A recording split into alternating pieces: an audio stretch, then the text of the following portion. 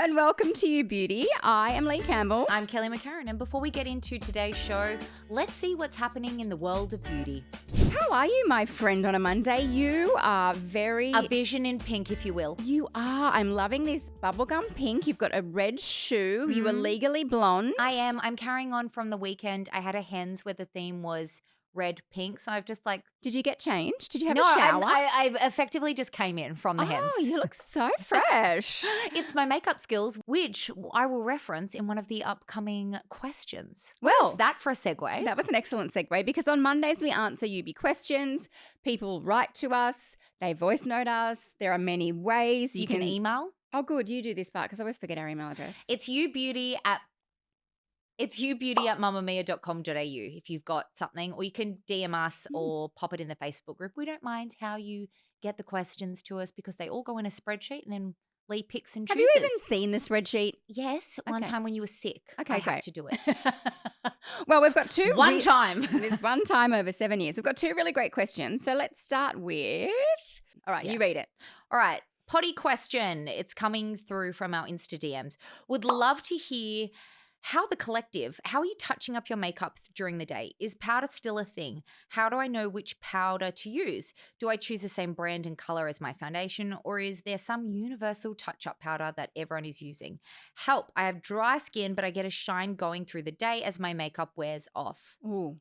Well, that's good because we can both probably help because I'm a powder girl expert and you're dry. But do you ever touch up with a powder? I don't touch up, but I do. Oh, no, I do. I do. Okay. As we will talk about, like, obviously, I'm still going. I did my makeup on Saturday. It's now Monday. Can you imagine? Oh, my God, I dropped it. I actually think that my makeup would still slap. It does not move. I can imagine. And you know how some products are like 72-hour wear? I'm like, why? If you're bendering, that's why. No, that is not appropriate. You should still wash your face. Anyway, yes, my lovely Instagram friend, powder is such a thing. And I think maybe you're thinking back because you say, do I choose the same brand and color as my foundation? That's a bit a bygone era where you kind of used to see women open a compact and it was, skin tone color. And oftentimes, if you still see those, they're a powdered foundation, not really kind of a touch-up. You want something translucent and truly translucent. I am the boss of that because I need to touch up throughout the day. I have been out with Kelly and I think even Mia, and I've just sat there with blotting papers on my face.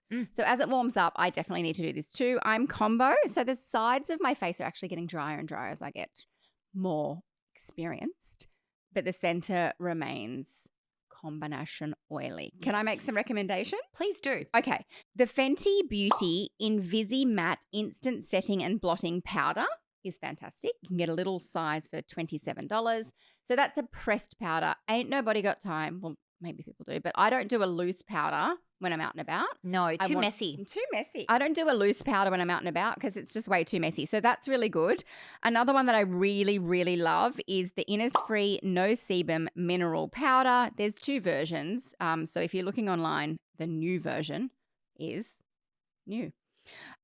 Little travel guy, but you only ever need travel in these situations. Firstly, because you said you're touching up, but secondly, you're never going to go through it all. It's $9.50. Oh. I love it. And you're going to need, if you're going to use one of those, you want a little brush. Where did you just go in your head? Your head just went somewhere.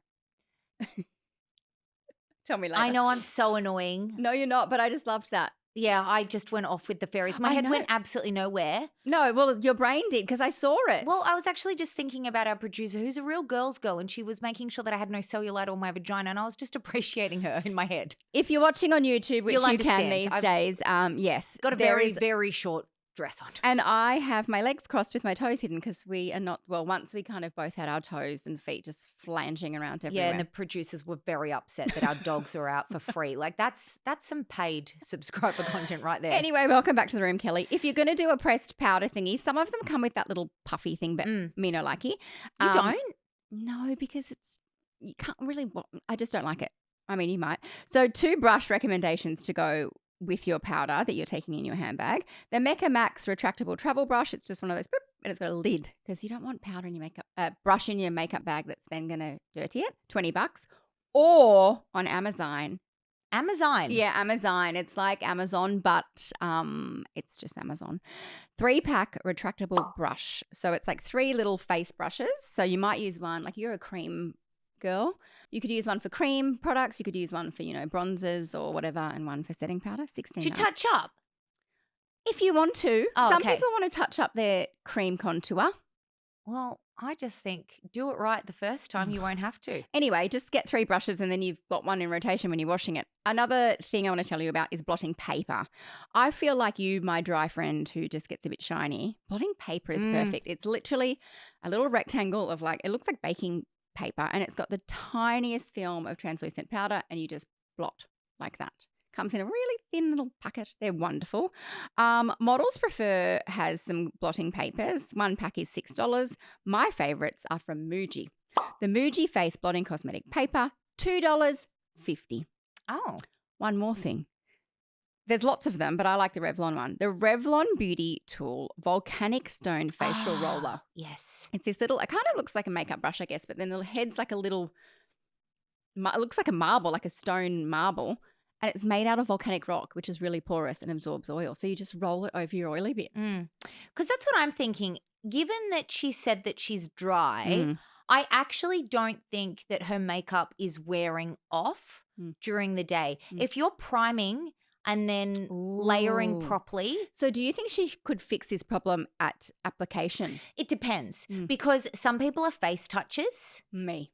So if you touch your face all day, like you rest your hands. As soon as you said that, I wanted to touch my face. Then, of course, your makeup's going to start separating and coming off a little bit in those areas. But she's saying she's just getting shiny. Yeah, that's what I agree with you. I think just a blotting paper. Oh, she does say as my makeup wears off, but yes. Because if you're layering your products, the difference between, I think that I could do my makeup and it would look the same between 10 minutes and 20 minutes. The difference is, like I could time to do it. Yes. Like I could do the same look to the naked eye. Yes. In 10 minutes or 20 minutes. But when I spend the time and lay up my products properly and spend time, my makeup will not move. Like I will go play netball after a full day of recording and my makeup is still pretty good. Wow. The only place that it tends to move at the moment is my upper lip because of hay fever season. Yes. So I'm blowing my nose a lot. And you That's eat and it. drink and stuff. And I eat and drink. So my lips around there. But the rest of my face, it doesn't move. Wow. And if I was going to touch up. What are these steps, lady? Well, for everyone it would be different, but for me it's like just taking the time, doing my skincare and then waiting a little bit. Waiting is a lot of it because I think you go, skincare, sunscreen, foundation, blah, blah, blah, and it's like everything's fine, but it starts peeling off and wearing off a lot quicker because you haven't allowed it time to dry. Think of it when you're trying to paint your own nails. You've got to let it dry between steps, otherwise it just goes glug city. Exactly. Right. As soon as you touch anything. So, and then I will always prime. And then I will start with my cream. Because to not prime is a crime. And then I will always start with all of my cream products and not use heaps of them, but layer everything. After your foundation. After I've primed. And then then foundation. Yes. Then like my concealers, my cream contour, my cream blush. Then I will set everything with the equivalent powder product. So in the areas that I've cream contoured, I will bronze. Whoa. It takes 20 minutes, not 10 minutes. Yeah. But it lasts all day. Wow. And then if I am like when do you do your setting spray last? Like your Charlotte Tilbury setting spray? I don't usually do it at the end of doing my makeup. I'll just do it throughout the day to sort of refresh my skin and make it look a little bit glowier. And if I have got movement around my mouth, I just sort of like press a dirty concealer brush into the area without I do putting that too product sometimes. onto it. Or I just, because your fingers are warm, I kind of just smudge. Yeah. And it comes back I also think that you need to remember that no one's looking at your face as closely as you are. So although you think that your makeup's separating and wearing off in different, no one's noticing. But also we do it for us. So if we want, of course, yeah. But no one else is going to look at you in as much detail. Yes. And why are we looking at it? Like if I looked at my makeup right now, actually closely, I'd find a lot wrong with it. Well, you've been out since Saturday. I have. Yeah, that's true. Try one of those powders, get a travel size, try something affordable. But yeah, these truly translucent, they're called universally translucent. They are actually clear. Yes, exactly. And anyone can use them. Maybe not the deeper skin tones. I think they've got really nice translucent powders that aren't white because they can do a bit of a white cast. Do they? Yeah. But for a lot of skin tones, you can use the translucent white ones, but then they do have specific ones for darker skin tones. Excellent. Okay, Naomi sent us a question. This is another makeup question because you know what we often find? We get a lot of skin questions, year round, but then coming into spring, what we call the party season. I've seen that this is going to be playful makeup summer. Like people are saying that people are going to be having fun. That doesn't mean you have to. Okay, well, I want to. I feel left out. Anyway, Naomi asked us the following question. Hello, I have a makeup challenge. So as a girl in the know, I do what girls do. Challenge? I think she means like problem. So Conundrum, if you will. Conundrum. So as a girl in the know, I do what girls do and head to your beauty podcast for answers. I'm finding my makeup is peeling, but only on one side of my face between my eye line and my temple. It's the combination of serum, moisturizer, sunscreen, primer, and tinted BB cream. That sits well everywhere on my face, but those two spots, it's Pillapalooza. I love her. She's got personality. Is it a combination of layers? Poor application technique. I use my fingers and a foundation brush, not pouncing a sponge. She doesn't pounce, Kelly. Kelly's a pouncer. Got to get your pouncing in. Or is it just some sort of weird karmic revenge for all the times I've parked badly? Please help. I know the answer. So do I. Oh. Well, you go first. No, you go. Well, we might have different answers, but I have experienced such conundrum. Oh, okay. I just think that potentially there's a buildup of dead skin cells and old makeup in that area, and so she needs to use a chemical exfoliant. Ding, ding, ding. This happens to me here. See, because also I have the strangest hairline where I have like 3 millimeters between my eyebrows and my hair. How many do I have? Oh, way more. Remember when I used that type B Oh, serum? yeah, and then my you turned hair into a gorilla. joined Yes. my eyebrows Yes. and I had to have it threaded. So I often neglect that area because I'm doing my skincare and whatever, a chemical exfoliant or my vitamin A. I often don't even, I obviously do stuff to it skincare wise, but not enough. And this happened to me when my makeup was great. I knew all the layers. I know what layers play well, but just these two, like my temple pretty much, or just above my brow bone to my hair was peeling. Yeah, because even if you think about if you do have a lot of space, Yeah. a lot of the time we just sort of focus on that center part of our face and we don't. I even sometimes have to remind myself to do my skincare up onto my ears. Yes. Like especially Sunscreen. the sunscreen and exfoliation because that skin is really neglected. Okay, exactly. And I'm going to recommend some products, but use one of these because I've got some just, BHA. You want to probably an AHA, BHA blend just because there's sounds like there's a lot of dead skin cells to get rid of. But some of the wipes, like I think a cloth wipe is really easy here. Like those Dr. Dennis Gross ones that are so expensive Yes, and so well, good. I've got cheaper ones. Good. Well, are they? I mean, they're not as expensive. The First Aid Beauty has like a little 28 pad travel thing. And also there is the Prep and Glow by New Face. And they've got little individually packed cloths. Can I tell you, get one of these when you're doing your little eyebrow bit.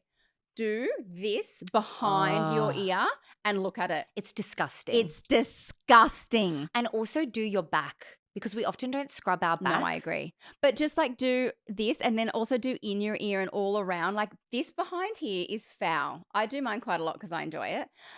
So long story short, Naomi, it's probably exfoliation. So use anything that you've got at home if you've already got a chemical exfoliant.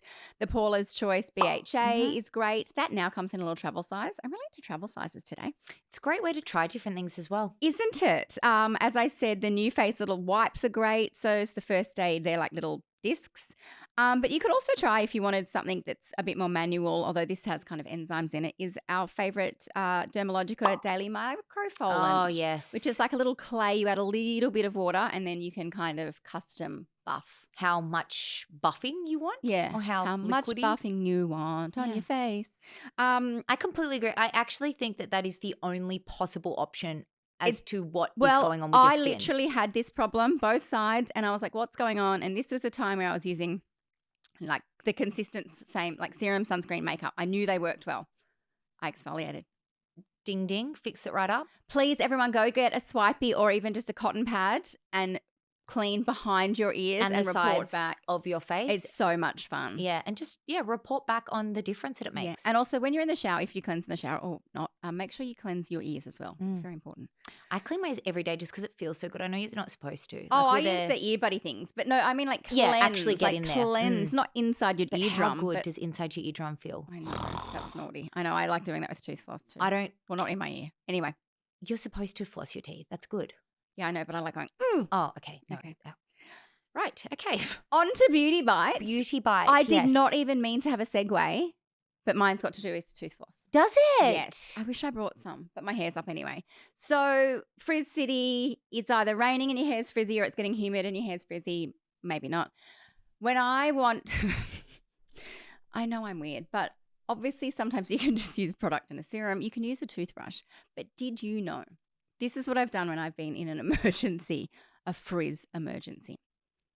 Do you have tooth floss with you like all the time? No, because I hate the feeling and I never floss my teeth. I'm fine. The dentist has not picked up on it. Well, look, I'm a floss addict and it's not great. I normally have those little Pixter things. But if you've got regular tooth floss and you don't have any hair products, you get a tiny bit of lip balm or something and you put it on the floss. I wish I could do this. Doesn't it already have like some product on it? It's a bit waxy, but like, we're working with Frizz here. Okay. And then I put it on my center part and then I go zoop, really firm. I bet that works a treat. It does. It's so satisfying. I mean, if you've got hairspray, great, or like whatever. So you literally get like a length of, a couple centimeters. Well, what's that? 20 centimeters? I don't know. Depends 30, on 40. Yeah, yes. And then I just put like a tiny bit of lip balm. I've got like a tubey lip balm on it. And then you just hold it where your part is or where the frizz is, quite firm, like you're putting a hat on.